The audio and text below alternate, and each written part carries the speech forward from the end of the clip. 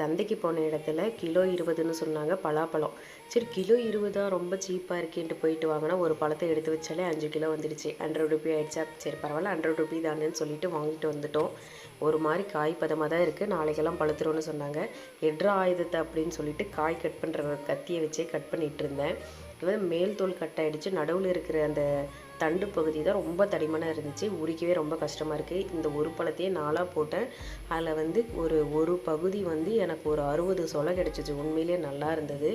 இதை நாளைக்கு நான் கட் பண்ணியிருந்தேன்னா இன்னுமே ரொம்ப பழுத்து இன்னும் டேஸ்ட் ரொம்ப சூப்பராகவே இருக்கும். நானே அந்த 60 சொலையில் ஒரு 20 சாப்பிட்ருப்பேன்னு வச்சுக்கோங்களேன். இதோடு சேர்த்து ஒரு ஸ்டோரி சொல்கிறேன், அதுக்குண்டான ஆன்சர் நீங்கள் தான் எனக்கு கமெண்டில் சொல்லணும். ஒரு கப்புள்ஸ் இருக்காங்க, அவங்களுக்கு பாய் பேபி கேர்ள் பேபியும் இருக்குது. அவங்க வந்து ரொம்ப புவரான ஸ்டேட்டஸ் தான். அதிலிருந்து நம்ம மேடு ஏறணும் அப்படிங்கிறதுக்காக தன்னோட குழந்தைங்கள கஷ்டப்பட்டு கடவோடப்பட்டு படிக்க வச்சு மேலே கொண்டு வராங்க. அதில் வந்து கேர்ள் பேபி அவங்க பேரண்ட்ஸோட கஷ்டத்தெல்லாம் புரிஞ்சுட்டு அண்டர்ஸ்டாண்ட் பண்ணிவிட்டு ஓரளவு மேலே வந்தாச்சு. அவங்களையும் படிக்க வச்சு முடித்த உடனே கஷ்டப்பட்டு அவங்களையும் ஒரு நல்ல இடத்துல கல்யாணம் பண்ணி கொடுத்துட்டாங்க. ஆனால் பையன் என்ன பண்ணுறான்னா, டிகிரி வாங்கினாலுமே வந்து தவறான சேர்க்கை மூலியமாக தவறான பழக்கங்கள் எல்லாம் பழகுறான். இதில் பேரண்ட்ஸ் கண்டிக்கலையா, பேரண்ட்ஸ் தெரியலையா அப்படின்னு சொன்னாங்களே, அவங்களும் சின்ன வயசில் எவ்வளோ தூரம் வந்து கண்டிக்கணுமோ அந்த வரைக்கும் கண்டித்தாங்க.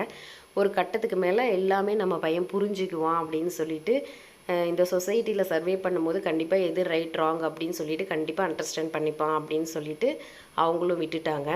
அதுக்கப்புறம் இவனோட பழக்க வழக்கங்களை சேஞ்ச் ஆகும்போது ஒரு மெச்சூரிட்டியாக இருக்கிற பையனை வந்து நம்ம இவ்வளோ கண்டிக்கக்கூடாதுங்கிற அளவுக்கு அவங்க போயும் கண்டிச்சாச்சு. ஆனால் அந்த பையன் அந்த பழக்கங்கள் எல்லாம் விடுற மாதிரி ஒன்றும் தெரியல. ஆனால் எல்லாரும் சொல்கிறது, நீங்கள்லாம் செல்லம் கொடுத்து அந்த குழந்தைய கெடுத்துட்டீங்க அப்படின்னு வந்து சொல்கிறாங்க. It's a wrong opinion.